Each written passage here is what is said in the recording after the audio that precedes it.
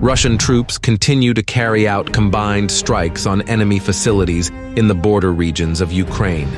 In the Sumy region, a guided aerial bomb hit a temporary deployment site near the Zarutsky lime plant. Another target was a concentration of enemy manpower in the Kharkiv region border area. A cluster of personnel and equipment on the northwestern outskirts of Vovchansk was hit. In Kostyantynivka, in the temporarily occupied part of the DNR, the AFU facilities were hit.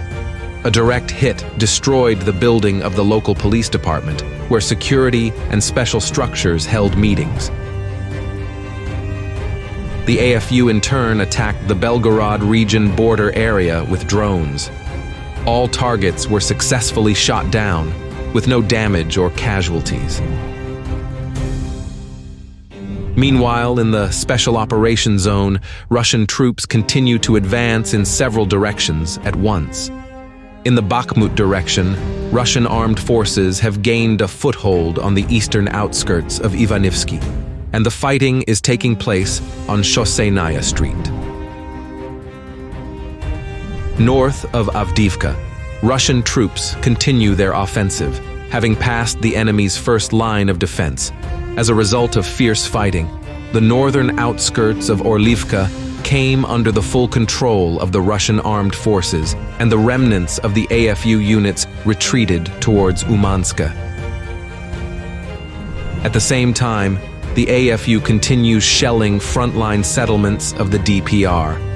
2 workers were killed and another was taken to hospital as a result of a HIMARS strike on the mineral water factory in the village of Ivanivska.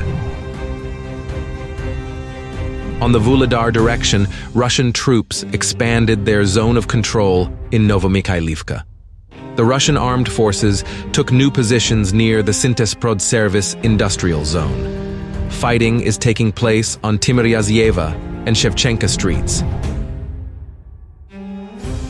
South of Orikhiv, fighting continues in the vicinity of Robotyne.